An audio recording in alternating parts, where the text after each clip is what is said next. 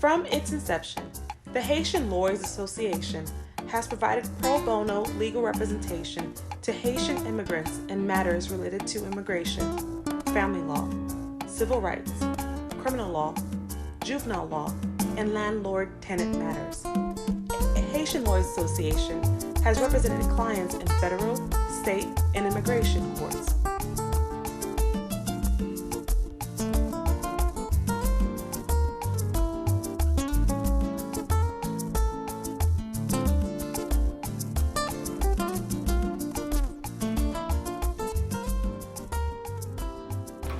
Well, I grew up in Miami-Dade County, in the Little Haiti, Liberty City area of Miami-Dade County. And growing up in that area, two major experiences shaped the way I see the world. One is the protests that Father Gerard John-Juice held every day on 54th Street. I remember every night I hear the drum beats. I hear no justice, no peace. I hear that we must stand up for the unequal treatment of our people. Additionally, I grew up, I experienced 3 riots at a young age, from the McDuffie riot to the Neville Johnson riot. Those experiences shaped the way I view the world. It made me say, if I get opportunity to help my community, I will do it. Well, I became a member of HLA because I wanted a group of like-minded people to network with. The biggest thing about us is every president have had a crisis to handle. During my year, it was with the DR, where they were essentially mistreating Haitians and taking citizenship from Haitians that were in the DR from them, and so it was a major crisis that I had to respond to, and we did a bunch of stuff during my presidency. We got together with the Dominican Republic Association, Lawyers Association. We built a coalition.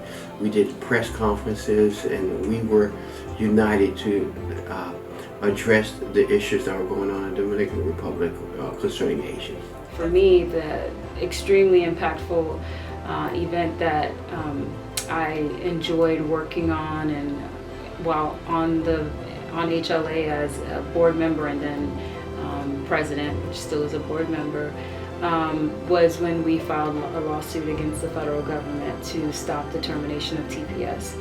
And so that was very impactful, and something that, you know, we could see the actual outcome, you know, after years of fighting this and working with the NAACP on the case. We were plaintiffs in the case, and we would meet with them and go over strategy and all the things that we needed to provide them, and it was impactful.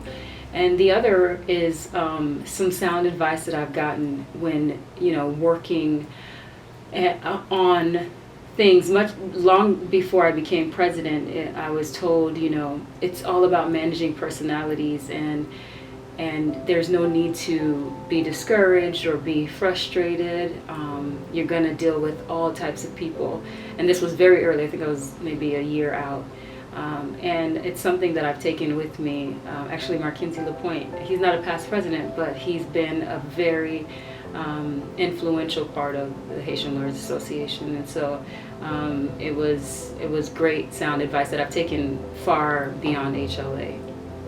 So when I was president from 17 to 18, TPS had become a real hot button issue, and hand in hand with TPS becoming a hot button issue, we were asked to participate in a lot of forums and just other speaking engagements, but we also needed the resources. And right before I had become president, we had been given grants, and I continued that application of grants, and we received it from the Attorney General's office, which was the right timing because we needed to expand our TPS programs and applications so that we could help address the high need in the community at that time.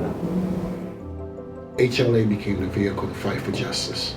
We took the words of Father Gerard John-Juice and the other protesters, no justice, no peace. We took that word to the courtroom. Well, I became a member because in 2013, the Dominican Republic had issued a law that essentially had determined that Haitians who were born in the DR, whose parents were born in the DR, whose grandparents were born in the DR, were no longer Dominican citizens, but that they were Haitians and they were in transit, and that they all needed to go back.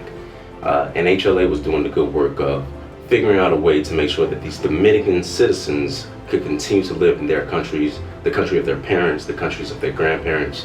And I thought that the work that the HLA was doing was noble work and virtuous work. And I wanted to get involved in an organization that was going to do something that was going to have an impact. So that's why I personally got involved in HLA. I recall the devastating earthquake that struck Haiti in August 2021. As soon as it happened, I started getting text messages, calls, emails from HLA members and other concerned individuals in our communities. Within a few days, we were quickly able to set up a virtual fundraiser, and we raised over $20,000 within a week in earthquake relief funds.